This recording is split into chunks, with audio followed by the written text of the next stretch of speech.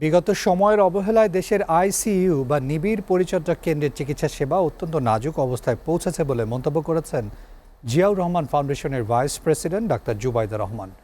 মঙ্গলবার দুপুরে রাজধানীর একটি হোটেলে আয়োজিত ক্রিটিক্যাল কেয়ার বিষয়ক এক জাতীয় সেমিনারে এসব কথা বলেন তিনি। একই অনুষ্ঠানে স্বাস্থ্যমন্ত্রী সর্দার মোহাম্মদ সাখাওয়াত হোসেন জানিয়েছেন, চীনের সহায়তায় শিগগিরই দেশে 20টি নতুন হাসপাতাল নির্মাণ করা হবে। আমির হোসেনের প্রতিবেদন।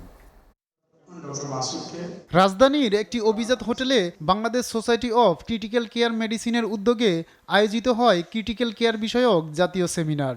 এতে প্রধান বক্তা হিসেবে অংশ নিয়ে দেশের আইসিইউর সেবার বর্তমান চিত্র তুলে ধরেন জিয়াউর রহমান ফাউন্ডেশনের vice president doctor Zubaida Rahman.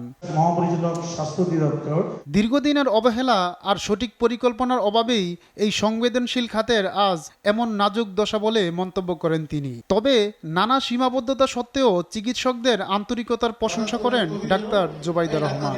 আগামীতে ক্রিটিক্যাল কেয়ার চিকিৎসা সেবার অভাবে মৃত্যুর হার যেন আর বেড়ে না যায়। একটি মৃত্যু একটি পরিবারকে সর্বশান্ত করে দেয়। অক্লান্ত পরিশ্রমের দ্বারা অপরিসীম নিষ্ঠায় দেশের নিবিড় পরিচর্যা বা ক্রিটিক্যাল কেয়ার সেবা দিয়ে সুস্থ করে তুলছেন, পরিবারের আশার আলো হয়ে দাঁড়াচ্ছেন। সেমিনারে বিশেষ অতিথি হিসেবে উপস্থিত ছিলেন স্বাস্থ্যমন্ত্রী সর্দার মোহাম্মদ সাখাওয়াত হোসেন। জনগণকে কাঙ্ক্ষিত চিকিৎসা সেবা পৌঁছে দিতে চিকিৎসকদের আরও দায়িত্বশীল ও দায়বদ্ধ হওয়ার পরামর্শ দেন তিনি। পাশাপাশি দেশের স্বাস্থ্য খাতে নতুন অবকাঠামো উন্নয়নের ঘোষণাও দেন স্বাস্থ্যমন্ত্রী। আমাদের স্বাস্থ্য মন্ত্রণালয়ের পক্ষ থেকে যত প্রকার সহযোগিতা আপনাদেরকে দেওয়া দরকার, ইনশাল্লাহ আমাদের সম্মানিত প্রধানমন্ত্রীর নেতৃত্বে আমরা আপনাদেরকে দিব। আপনারা একটু আপনাদের হ্যান্ডস অফ কোঅপারেশন একটু সামনের দিকে বাড়িয়ে দেবেন। আপনাদের বিরাট পেরিফেরিতে একে অন্যকে বলবেন, যাতে করে সবাই পাংচুয়াল হয়, যাতে করে রুগীকে শুনে প্রপার ট্রিটমেন্টটা রুগীকে যেন দেয়। এই চেষ্টাটা দয়া করে আপনারা করবেন, তাহলে আমরা সমন্বিতভাবে আমরা সার্থক হব।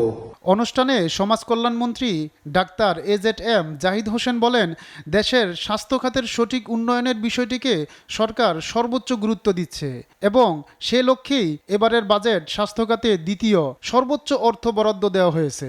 এবারের বাজেটের দিকে তাকিয়ে দেখেন, this is the first time ever in the history of Bangladesh, 56 বছরের ইতিহাসে সেকেন্ড লার্জেস্ট বাজেট পেয়েছে ministry of health and family.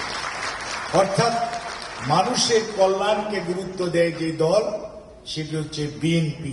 কেবল নতুন ভবন বা চিকিৎসা কেন্দ্র স্থাপনই নয়, বরং আইসিইউর মতো জীবন মরণ সন্ধিক্ষণের সংবেদনশীল খাতগুলোকে দক্ষ জনবল তৈরি এবং আধুনিক প্রযুক্তির সঠিক সমন্বয় নিশ্চিত করা গেলেই দেশের স্বাস্থ্য খাতে প্রকৃত সুফল মিলবে।